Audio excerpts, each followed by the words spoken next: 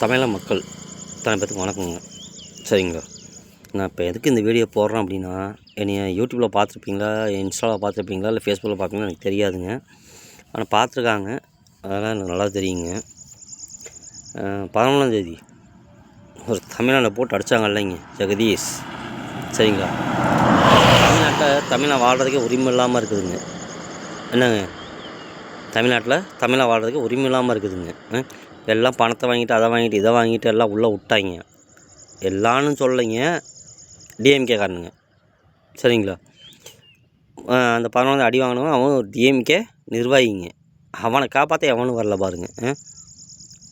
பொய் கேஸ் போகிறதுக்கு அதுக்கு மட்டும் எல்லாம் வருவானுங்க. இல்லை அது எப்படிங்க, எப்படி சொல்கிறது எனக்கு தெரிலிங்க. இந்த 1000 பணம் போட்டாங்க இல்லைங்க, நல்லா யோசனை பண்ணுங்க. 1000 பணம் போடுறாங்க, அது வந்துட்டு நம்மக்கிட்டேருந்து வாங்கி நமக்கே போடுறாங்க. புரிஞ்சுங்களா, இது 1000 போட்டு விட்டு நம்மக்கிட்ட இந்த பால் விலை, பொருள் விலை எல்லாம் ஏற்றி விட்டுறாங்க. சரிங்களா, அந்த வர கமிஷனை வச்சு தான் நமக்கு போடுறாங்க. நமக்கு மாதம் 1000 போடுறாங்க, மாதம் 10 லட்ச ரூபா சம்பாதிக்கானுங்க. புரிஞ்சுங்களா, கொஞ்சம் தெளிவாக இருங்க. நம்ம முட்டாளாக வரைக்கும் நம்மளை ஏறி முதல்ல மிதிச்சிட்டே இருப்பானுங்க. சரிங்களா, அது போக நான் இன்னொன்று சொல்லணும்னு நினச்சேங்க. நம்ம 10 ரூபா பாலாஜி மாதிரி இங்கே ஒருத்தர் இருக்காருங்க, காங்கேயத்தில். பொய் வழக்கு சாமிநாதன். அவனால் என் பையன் வாழ்க்கையே, என் குடும்பமே சீரழிஞ்சு போச்சுங்க. ஜாதி வெறி பிடிச்ச நாய் அவன்லாம், சாமிநாதன்.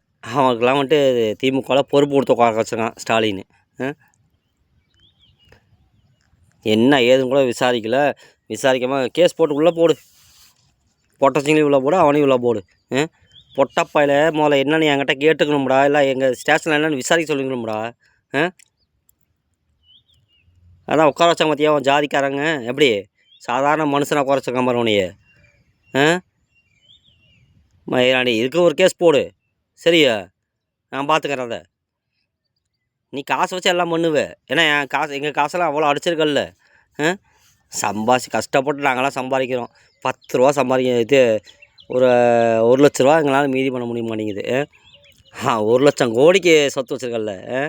உன் சொத்து எங்கெல்லாம் இதெல்லாம் எதுக்காலாம் பேசிக்கிட்டு. சரியா, உன் கட்சிக்காரனுக்கு டெபாசிட்டே வாங்காத ஒருத்தன் பண்ணாம பாரு.